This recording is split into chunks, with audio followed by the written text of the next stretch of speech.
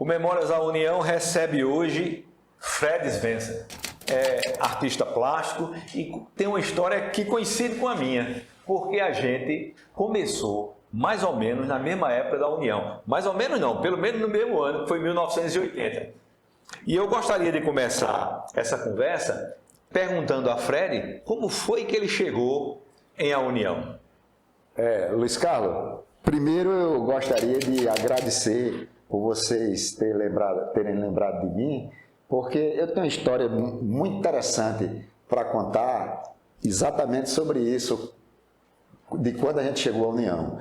Eu cheguei à União porque eu conheci um jornalista e eu não me lembro mais do nome dele, ele morava lá na Rua da Areia.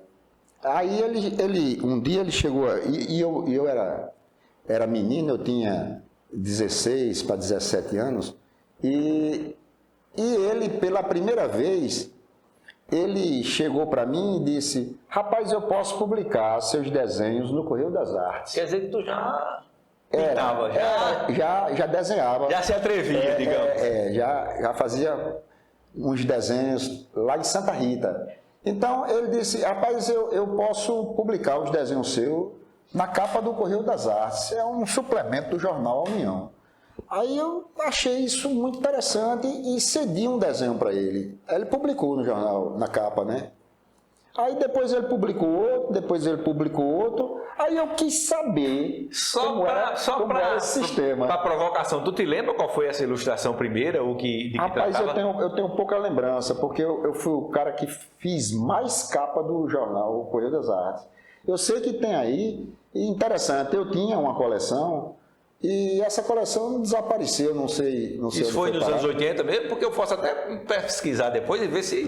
Isso foi a partir dos anos 80, né? 80, 81, 82, 83, 84, por aí. Certo. Foi esse tempo todinho. Então eu fiz muitas capas, e tinha outros artistas também que faziam muitas capas aqui. E teu desenho sempre foi muito, assim, uma proposta de vanguarda. Sempre tinha uma novidade. Aí eu procurei saber como era que ele publicava esses desenhos. Aí eu cheguei até o grande Jurandir Moura. Certo, Aí Jurandir Moura... Aí eu passei a fornecer os trabalhos direto para Jurandir Moura, que era o editor. Que era o editor, né?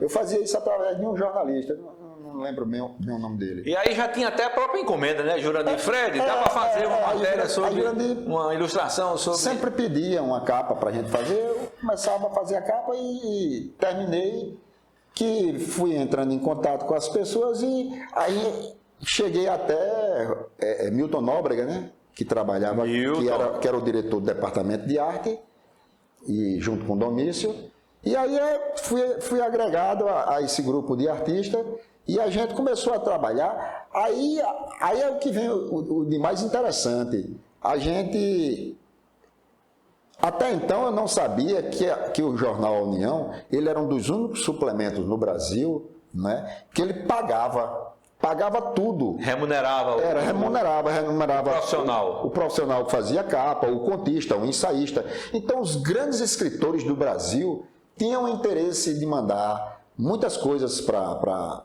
o Correio das Artes, porque todos eles ganhavam. Iam ser remunerados. E só quem remunerava era o jornal A União e um jornal de Minas Gerais. Os dois suplementos importantes do Brasil, que eu acho que ele ainda existe, esse suplemento, um suplemento de Minas e o jornal A União. São os únicos que resistiram. Quando você chegou aqui, quem era, assim, que presidia a União? Você se lembra que assinou sua carteira ou alguma coisa? Eu me lembro. Não cheguei nem a assinar a carteira, Luiz Carlos, que eu passei 2 anos aqui em experiência e saí, não é? Mas foi na época de Natanael Alves. Natanael. Um cara educado demais, uma pessoa maravilhosa. Gonzaga disse que ele era um missionário. Era um Aquele missionário. jeito dele, né? Aquele jeito calmo. Pois é. Ele era muito calmo. Uhum. Então, pra gente que era menino, né? Um menino, e tinha uma remuneraçãozinha, fazia uns trabalhos, umas ilustrações, e no fim do mês recebia um bom dinheiro, rapaz, para um menino de 17 anos. Agora, Fred, teu pendor pela arte começou quando? Como foi que tu descobriu que teu negócio era ter uma estrutura em branco na tua frente, ter pincéis, ter lápis, e aí para fazer a transição do que você imaginava e botar no papel, né? Isso é um aprendizado, sabe, Luiz Carlos, que é o seguinte, desde que eu tinha 10, 8 anos de idade, eu já tinha vontade de desenhar e tal, então eu fazia aquelas cópias de desenho, né, de Superman, de não sei quem, de super-herói. Papel manteiga quando tinha que fazer na escola esses vultos históricos, sabe, eu sempre saía muito bem, fazia desenho muito bonito, e isso aí ficava na condição de brincadeira, né? Todo menino sabe desenhar praticamente. Mas depois de 79, né? Depois de 79 para cá, foi que eu fui me profissionalizando, fui mandando os desenhos para João Pessoa, morava em Santa Rita. Eu me lembro que Tônio também era de Santa Rita, né? Outro artista daqui, do Jornal União. Então, comecei a mandar para João Pessoa e começou sendo publicado no Correio das Artes. E realmente o Correio das Artes foi assim, a escola. Quem abriu as portas? A maior escola da gente foi. Eu passei 10 anos como ilustrador, não é? Isso eu não deixo de contar, eu sempre conto no meu... Mais 10 anos como ilustrador do Correio das Artes? Mas há pouco você disse que trabalhou 2 anos? 2 anos, direto. Fiquei fora, participando. Sim, sempre recebendo. Entendi. Não com o compromisso de trabalho. Não. Né, ali. Aí ilustrei muito livro, muita capa de livro, fiz muitos livros importantes, sabe? E o Correio das Artes, ele nos deu a possibilidade da gente ter contato com grandes escritores brasileiros. Se você fizer uma pesquisa aí no Correio das Artes, até Carlos Drummond de Andrade mandava matéria para o Correio das Artes. Afonso Romano de Santana, Nélio da Pinhon, os grandes escritores brasileiros mandavam coisa para o Correio das Artes. Então a gente tinha 2 aprendizados. O primeiro aprendizado era o de ler. Lia contos dessas pessoas importantes. Até para fazer ilustração, claro, tinha que saber de quem ia tratar, tinha que ler, né? E Juca Pontes, você se lembra? Juca Pontes foi o maior colaborador do Correio das Artes. Juca Pontes que, às vezes, ele reunia todas essas coisas, trazia para o Correio das Artes. Afonso Romano Santana, esses grandes escritores mineiros.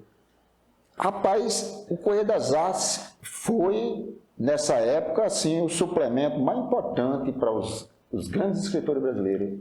Muita gente faz ilustração com arte para o Correio das Artes, por exemplo, e também participa do jornal. Você chegou a fazer ilustração para o jornal? Por exemplo, aquelas ilustrações de opinião? Fiz muito. Teve uma época que Carlos Aranha também fazia parte do... Outra fera, né? Outra fera. E a gente ilustrava coisa para Carlos Aranha. Fez uma antologia Carro de Boi, com Juca Pontes, que a gente reuniu as coisas que geralmente eram distribuídas também pelo Correio das Artes, né? Braulio Tavares, Zé Ramalho, tudo isso tem na antologia que a gente publicava livro por aqui, muita coisa mesmo. Ô Fred, e você nunca teve dificuldades com a União, né? Sempre foi uma relação de... Maravilhosa. A União foi a escola. Só fez amigos. Só. E a gente dá graças a Deus ele existir, né, rapaz? Porque não existe mais jornal, escrito quase. Agora, no dia 2 de fevereiro, fez 131 anos. Brincadeira. Luiz Carlos, tem uma história curiosa. Meu avô foi dono de todos os cinemas da Paraíba. Rex, Astoria, Plaza, Filipéia, Metrópole, Brasil, São Luís, Santo Antônio e São Pedro. E 2 de Campina Grande, Apolo e Capitólio. Era tudo do meu avô. E aonde eu encontro propagandas da empresa de cinema Einar Svendsen, é na União. Diga aí. 1930, né? Até 1960, meu avô foi o pioneiro do cinema, né? Meu avô foi o pioneiro do cinema na Paraíba. E até 1960, todos os cinemas eram dele. Já pensou, rapaz? Nos anos 60 ele vendeu. Então, quer dizer, E isso está registrado na União. A picada pela cultura, por gostar da ilustração e tal, tem tudo a ver, né? Tem tudo a ver. Tudo a ver. Meu avô, ele não fez cinema, mas ele teve a primeira locadora de filme do estado da Paraíba, que cedia filmes, aquele de rolos de lata de filme, ainda na época de cinema mudo, para Campina Grande, para Natal, para Pernambuco e Natal, Campina Grande, Pernambuco e Campina Grande, e João Pessoa era ele que distribuía. Era, né? A distribuidora dele era na Maceió Pinheiro. Ô Fred, você já trabalhou com a União aqui no distrito e no departamento de artes. Com esse pessoal. Você citou Tônio, aí tem Naldo. Que outras pessoas você se lembra aí dessa época? Tem Sandoval Fagundes, trabalhou com a gente. Sabe quem é, né? Sandoval, né? Sandoval, artista plástico. Sim, Sandoval Fagundes trabalhou também no departamento de arte. Era uma novela. Ele não conseguia, era estranho, interessante demais. Ele não tinha condição de chegar na hora aqui. Aí transferiram ele para a sede lá da cidade. Para a redação, né? A redação era ao lado do Bom Preço. Na Amorim. Perto da igreja do Mormon. Exatamente, em frente. Passou muito tempo lá e depois veio para cá, depois foi para lá. Quer dizer, tinha essa ligação. Porque houve uma época, né, que a União tinha as oficinas aqui no distrito, mas tinha a redação. A redação era no lá. centro da cidade, né? No centro da cidade, em frente àquela igreja do Mormon. Você também escreveu alguma coisa para a União? Não, foi mais sempre na... Uma vez eu escrevi alguma coisa tal, lancei um desabafo, um manifesto sobre artes da Paraíba, mas não tenho... Não profissionalmente, né? Assim, tá todo dia como redator, repórter, né? Não. Editor? Só mesmo desenho, ilustração, né? e exposições, essas coisas só.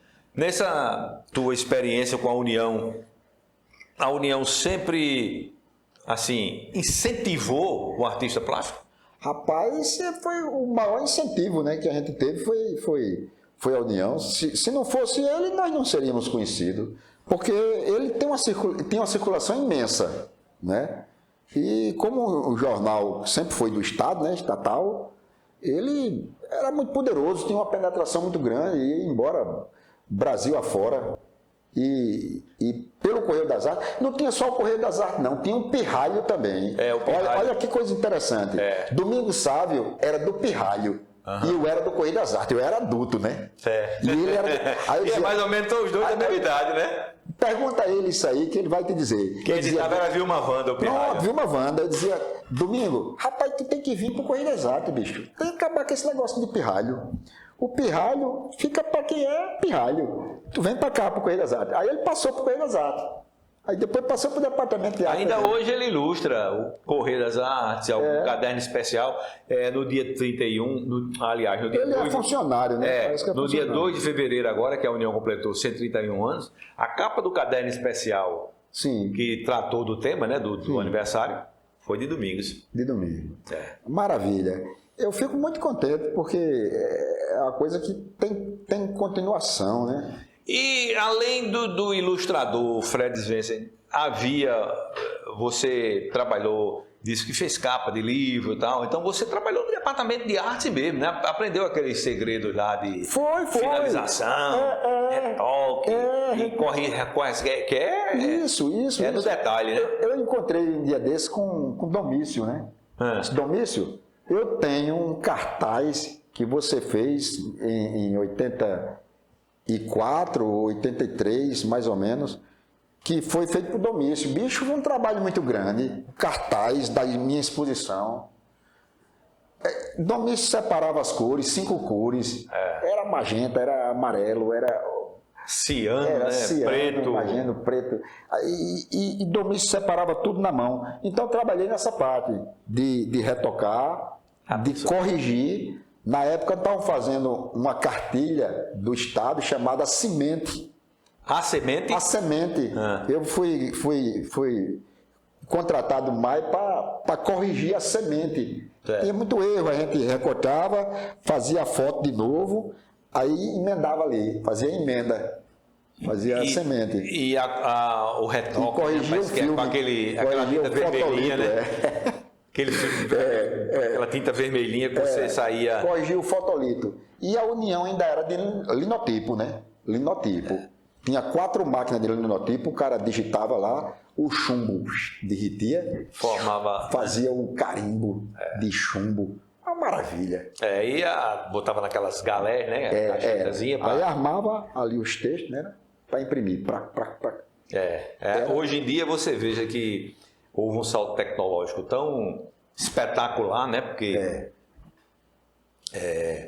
eu acho que a primeira etapa do processo de impressão do jornal, por exemplo, ou talvez até de impressão gráfica também, sim, vai ser propriamente dita a impressão.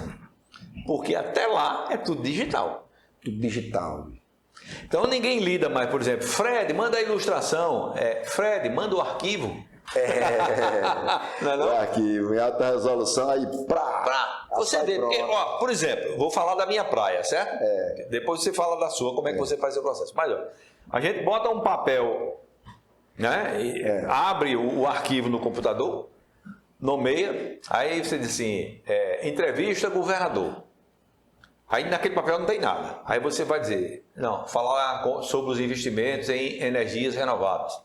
Aí, governador, a Paraíba já investiu quanto em energias renováveis? Aí você fez uma pergunta, já botou ali na pauta. Aí depois você bota outra. Este ano, quais são os investimentos previstos? Além da energia limpa via energia fotovoltaica, energia solar, também há aerogeradores e tal. Aí você vai botando no papel, sim, que é o arquivo, né, do computador, tudo que você vai perguntar ao governador. Aí você sai, faz a entrevista com o governador num equipamento que é o celular, sim, e você já bota num aplicativo que vai transformar a voz em texto. Aí você faz as correções necessárias e você prepara aquilo no tamanho que você vai utilizar, uma lauda, 2 laudas, 3 laudas, sei lá quantas laudas são. E depois você vai colocar na página e diagrama a página e bota foto e tal. Aí você vai, gravação de chapa já é na impressora. Aí a partir daí é que a coisa vira analógica, porque a impressora vai ter que rodar, né? Vai imprimir num papel mediante uma pressão da borracha, tal, aquela coisa toda.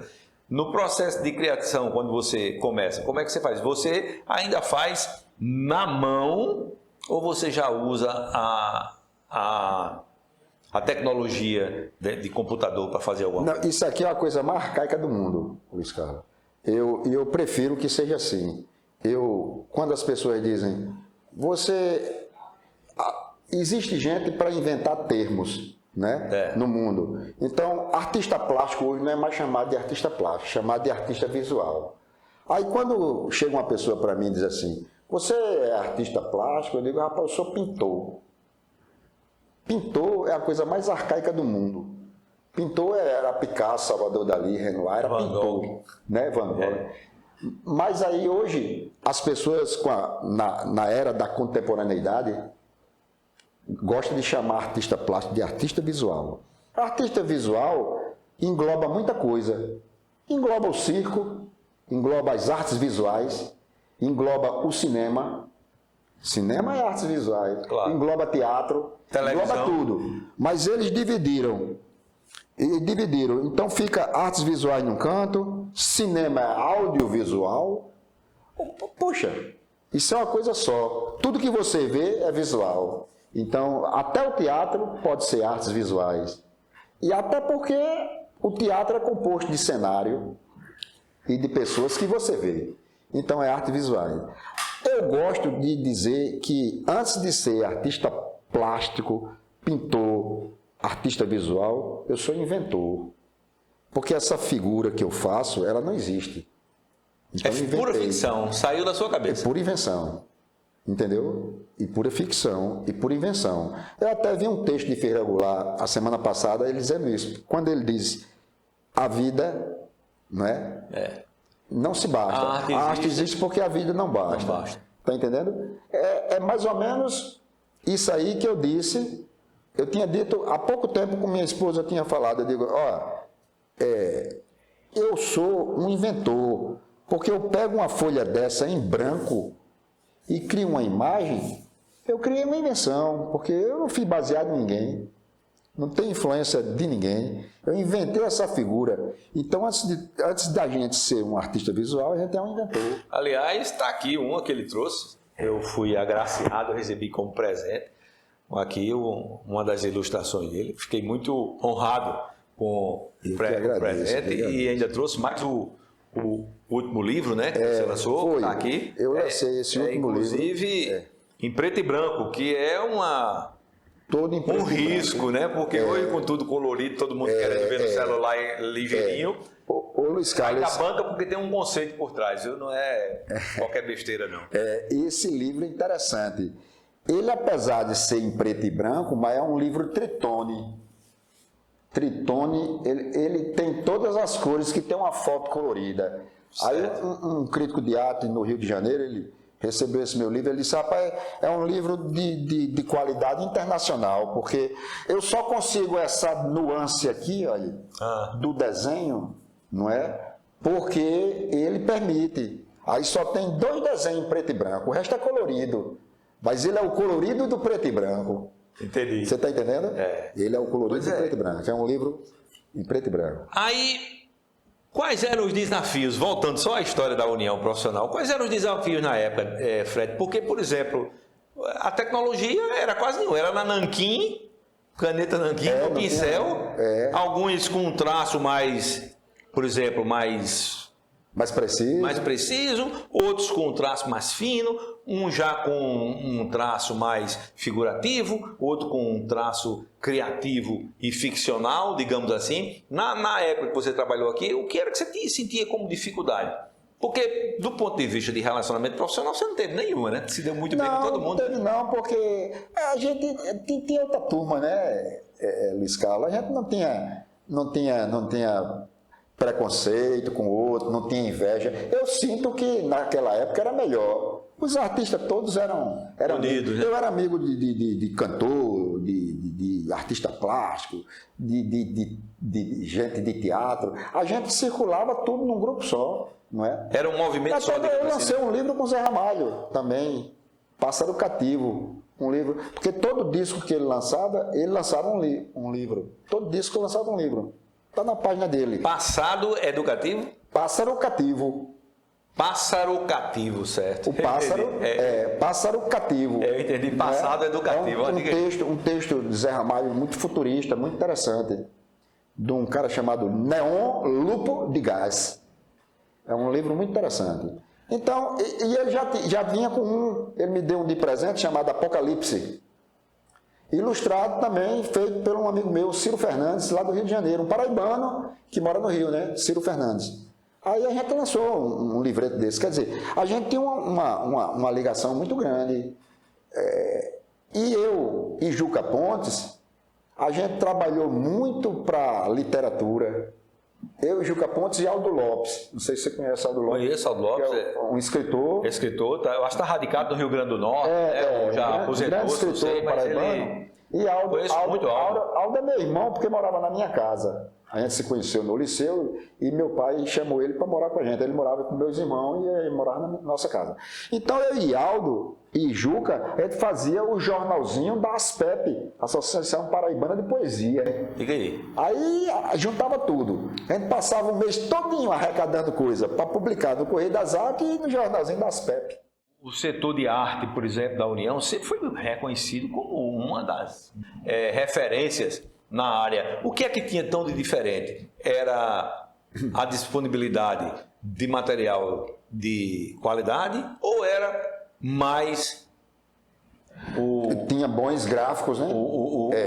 O pessoal, né? O profissional. O jornal era muito interessante, né? Porque sempre foi o jornal mais histórico da Paraíba e um dos mais históricos do Brasil, né? Parece que só quem é mais velho do que ele é o jornal do Brasil, né? Não, tem o Diário de Pernambuco, né? Que é o mais antigo em circulação, mas mesmo assim o Diário de Pernambuco é privado, né?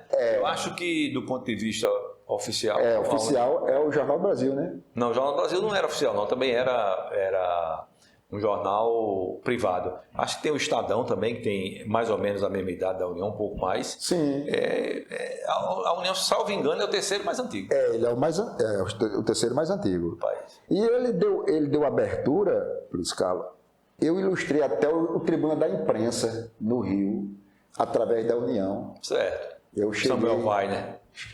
Cheguei ao Tribuna da Imprensa e ainda publiquei algumas coisas no Jornal do Brasil. Por causa da União? Por causa da União, porque ele tinha uma amplitude muito grande, era como o Rádio Tabajara.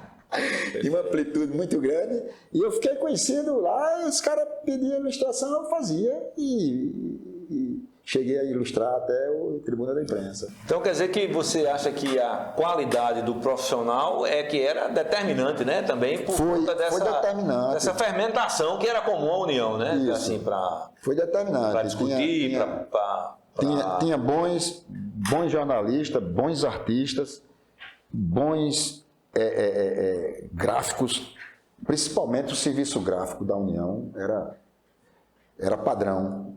Era interessante demais. E essas pessoas foram se acabando, né? Foram se afastando. Morreu Milton, né? Acabou. Aí foi desaparecendo. Naldo saiu daqui. Só ficou Tônio, não foi? Aqui só tem Tônio. Naldo também está aí. E Naldo também está aí. Mas Naldo tinha saído, né? Passou um tempo fora da educação e tal, mas voltou. Está aí. Voltou. Ô Fred, Sim. Você chegou a imprimir algum trabalho, a fazer algum trabalho que precisou de impressão e fez aqui na União? Seu mesmo, de autoria? Diga, sei lá, você de repente fez uns cartazes e quis fazer aquilo em série, por exemplo? Uma série? Não fiz. Né? Porque você trabalhou mesmo no pincel, né? Cada obra é individual, né? Cada obra é única. E eu me dou por satisfeito. Sou um artista de uma obra muito vasta, eu já comercializei mais de 2.500 obras. Ainda estou vivo, ainda vou chegar mais longe. Porque isso me deixa muito envaidecido, porque tem artista que trabalha pouco, Luiz Carlos, tem artista que produz pouco. Por exemplo, vou lhe dar um exemplo muito que às vezes as pessoas não sabem. Né?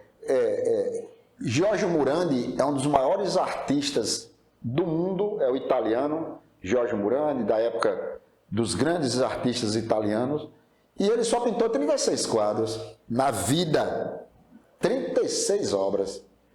Então, eu me dou por satisfeito, estou com 64 anos e já tenho mais de 2.500 obras espalhadas pelo mundo inteiro, que eu não sei nem onde é. Se tiver que fazer uma retrospectiva minha, fica muito difícil. Só faz com os quadros que estão aqui. Ô Fred, voltando aqui para a sua história com a União, que contribuição você acha que a União deu na sua formação profissional? A maior contribuição foi ter me dado a abertura para eu me tornar conhecido, né?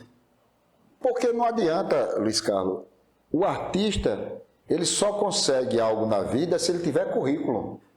O currículo é uma condição sine qua non para o artista, não é? Isso em todas as áreas. O que a gente vê hoje é um camarada, vamos jogar com outra argumentação. O que a gente vê hoje é um cantor, quando surge, ele dizer, eu tenho 30 anos de trabalho.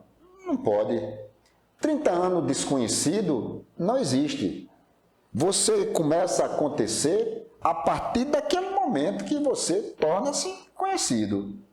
Então, é como se o tempo existisse a partir dali, né? Para o artista. Não adianta você fazer e guardar. Se ninguém sabe, você não existe. Não existe. Depois da história vai tentar resgatar, mas o artista já não vai estar mais aqui para... exato. Para usufruir do trabalho dele. Ele se viu, eu era um menino, como todos nós éramos os meninos, e esse foi o veículo que fez a gente ser conhecido. Hoje, aqui em João Pessoa, na Paraíba, graças a Deus, no Nordeste inteiro, poucos artistas conseguiram o que eu consegui, né? E graças a essa difusão, eu já participei de Jornal União, jornais do Recife, jornais de Pernambuco, as colunas sociais. As colunas sociais, rapaz, teve época que a gente passava o ano todo na coluna social. Ivonaldo Correia. Exatamente. Foi colunista, inclusive, aqui da União, né? E do Norte. Ivonaldo Correia, Sônia Yost, né? Sônia Yost. São os grandes colunistas. Era tudo amigo da gente, botava nota, a gente fazia exposição, era divulgado. Rapaz, a quantidade de fotos que tem da gente, de exposições aqui. Aqui tinha 300 artistas, Luiz Carlos. João Pessoa tinha 300 artistas plásticos. Sabe o que é isso? É muita gente. É muita gente. Quase um para cada dia do outro.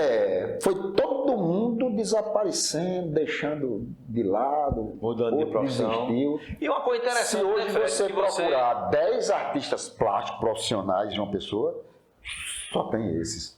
Uma coisa interessante é que você começou no departamento de artes, começou ilustrando o Correio das Artes, fez alguma ilustração, deve ter feito para a página de opinião do jornal, que sempre é aquela ilustração crítica, mas você continuou artista plástico, né? Pois é. Não fez um concurso público aí para ser um burocrata qualquer. Não, nem teve interesse. Eu fui para a universidade, fiz faculdade, fiz tudo. Poderia ter sido professor, mas não. Eu nasci para ser artista plástico. Fui escolhido, não. E como era? Eu não escolhi, não. Eu fui escolhido. Foi escolhido, né? Fui escolhido. É diferente, é. Então... E como era que você se virava para sair, por exemplo, você contou aí que morava em Santa Rita e vinha trabalhar aqui na União, que era um sufoco, né? Era um aperreio, mas era o início. Eu sempre tive esse pensamento de correr atrás e me tornar um profissional conhecido. Esse é o meu vício. E aquilo, as dificuldades eram para ser superadas mesmo, né? É claro, essa era a minha intenção, e como foi minha intenção, e acabou. E ainda é minha intenção continuar. Algum amigo que ficou daí dessa época de União, que trabalhou junto aí na arte e que ainda hoje... Rapaz, tem muitos, tem o próprio Domingos Sávio, Sandoval Fagundes, Gil Sabino, que morreu há pouco tempo. Também há pouco tempo, né? Gil Sabino foi parte dessa turma todinha. Ele tinha uma casa de disco chamada Caverna, mas ele desenhava muito bem também, publicava capa de Correio das Artes também. Era, né? Era cantor Mozart.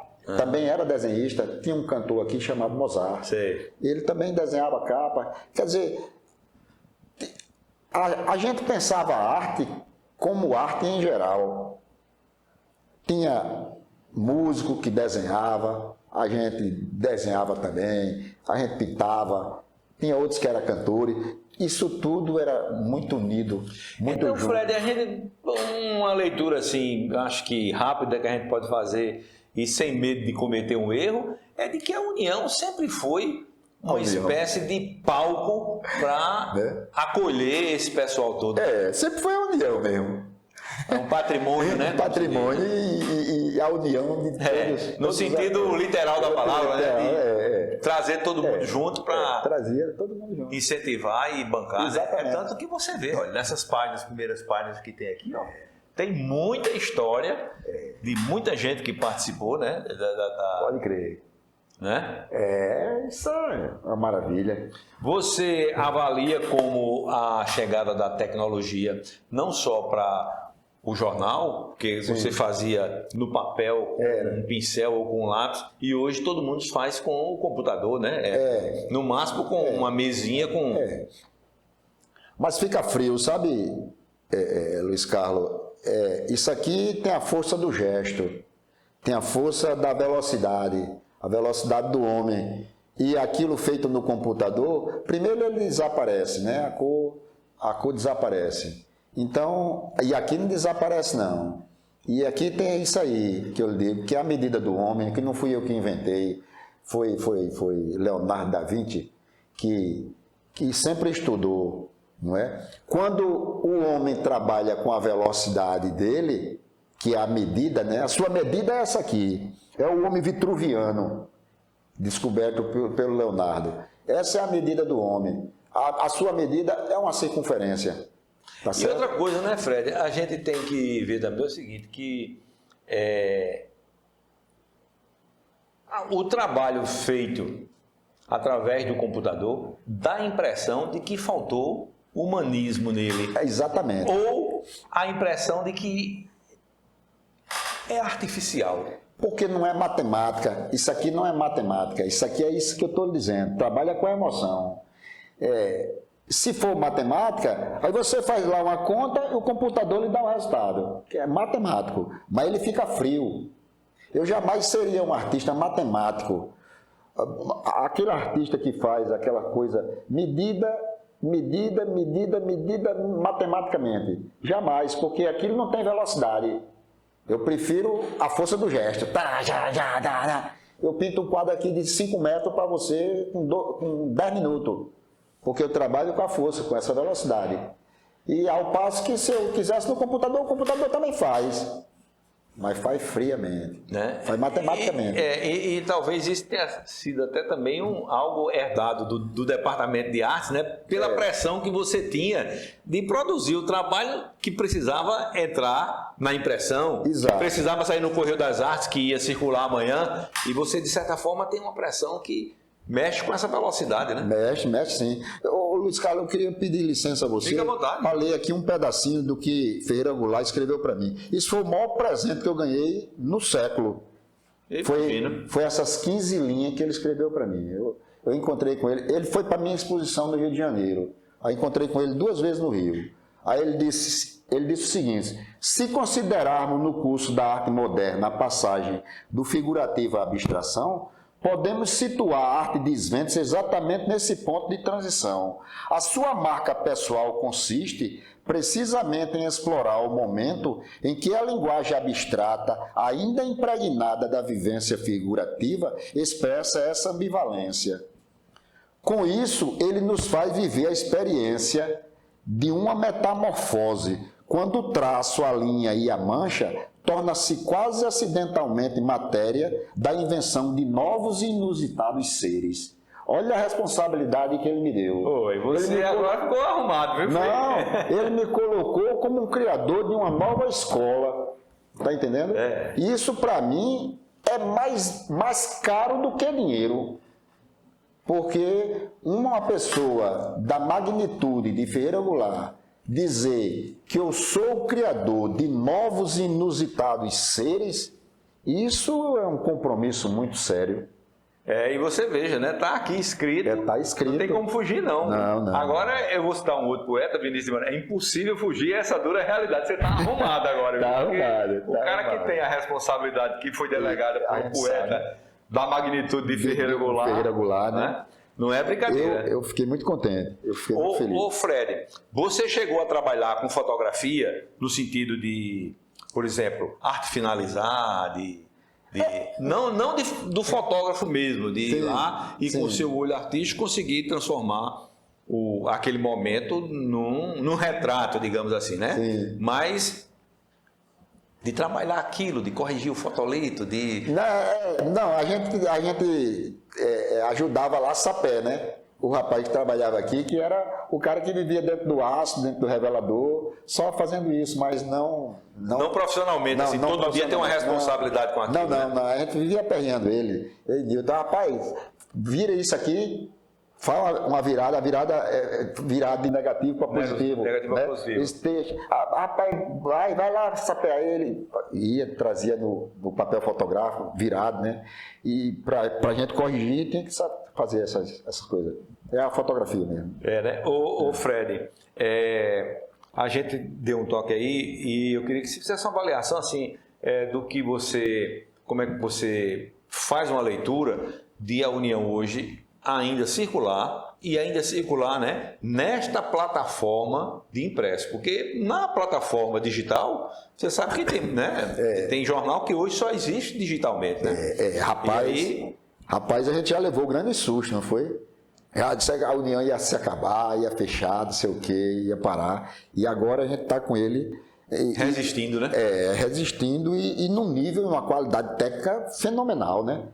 Eu acho incrível. Interessante que a impressora, Fred, que a impressora de primeira qualidade. Está completando 50 anos, a Cotrel. Ainda é a Cotrel? Eu pensava que já era uma Heidelberg dessa nova. Não, né? É a Cotrel. Perfeito. A policromia dela ainda é perfeita. É perfeita, os pontos, tudo.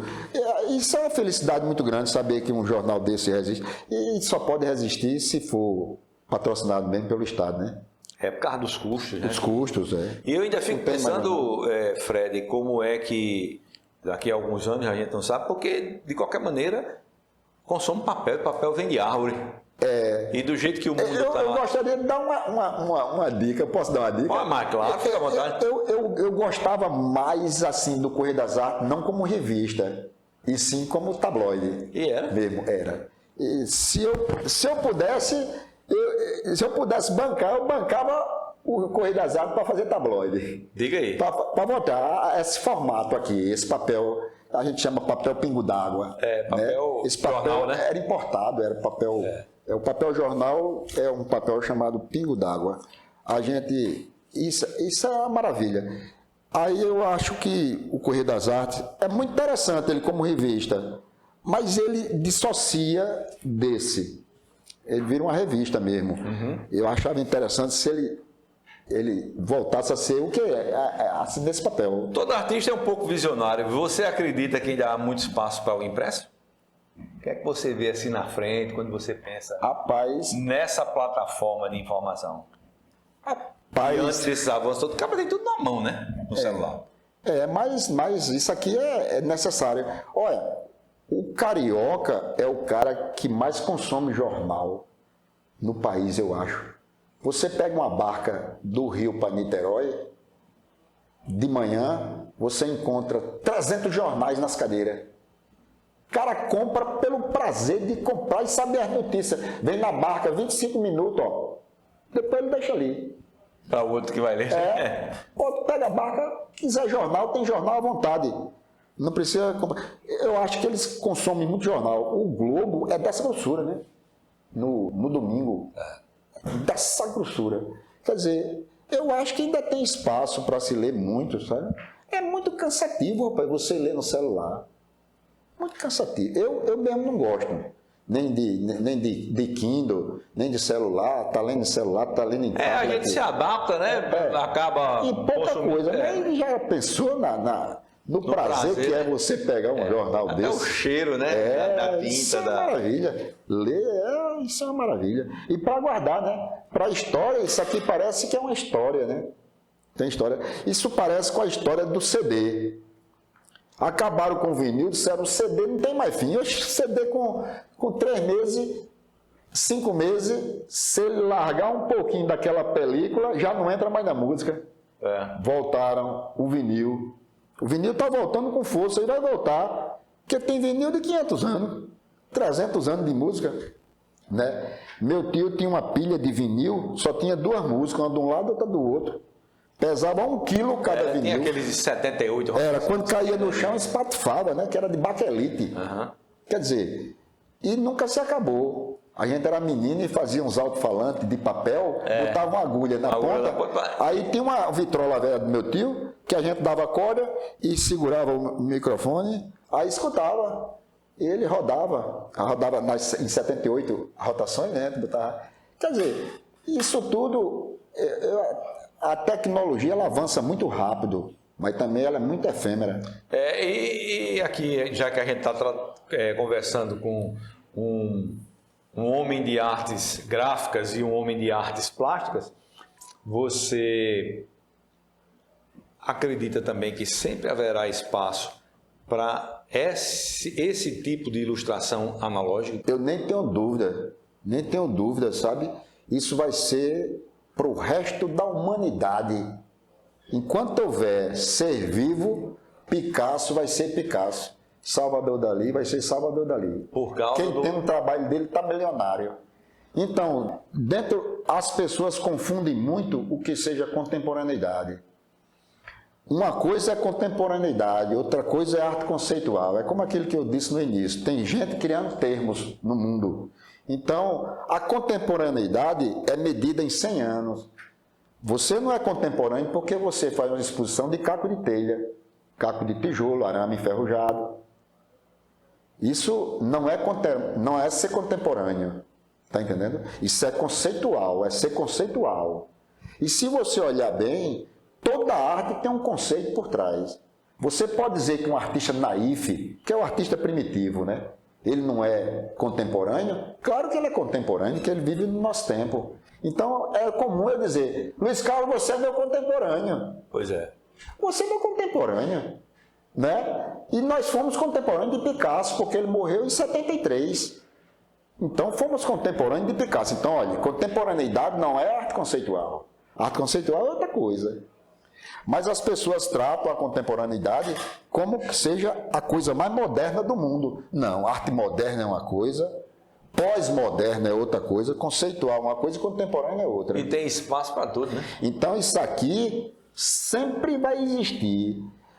A Bienal de São Paulo, que é uma coisa que eu acho que precisa ser revisto, porque é uma coisa feita com dinheiro público, é uma obra, é uma coisa patrocinada pelo governo, né? O governo federal, e ela não caminha para visitar outros estados. Ela faz a Bienal há 300 anos com artistas de São Paulo, Rio e só, e de fora do país.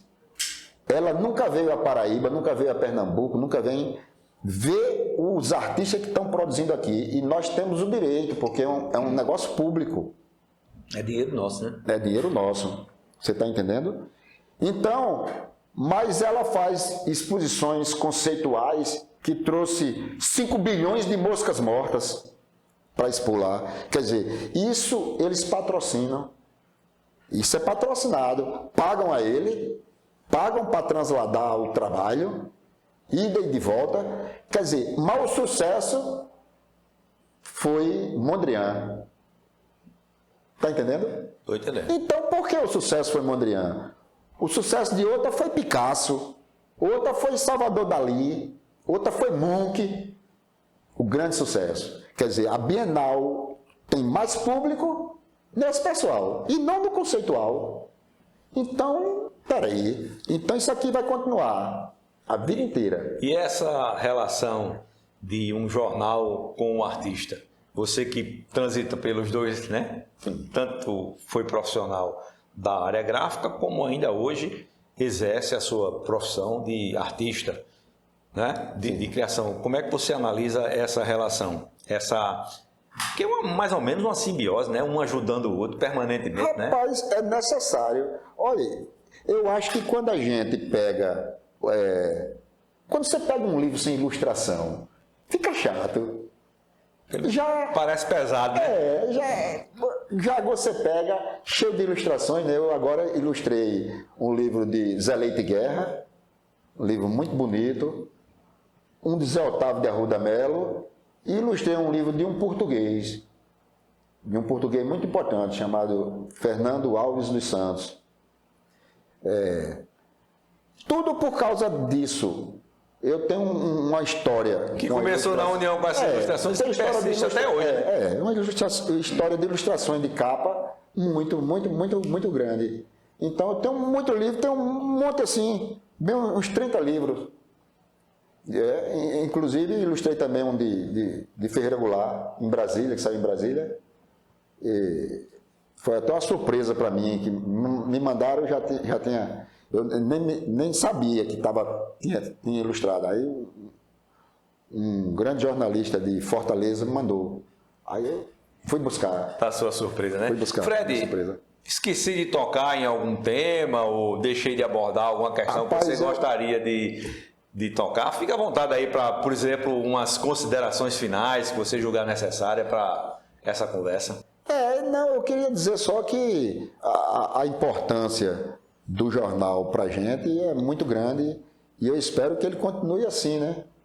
E o Correio das Artes, eu tinha muito prazer de recentemente fazer alguma coisa para ele.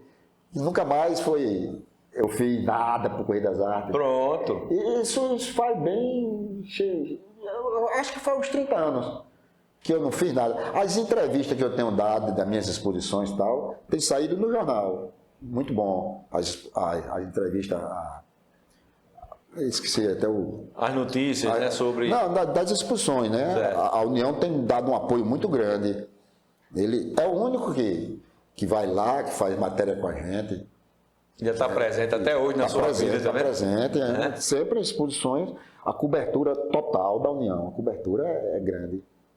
Pois, Fred, então muito obrigado. Foi um prazer aqui receber você. E a você que nos dá a sua audiência aqui com o programa Memórias da União, os nossos agradecimentos também e até a próxima edição.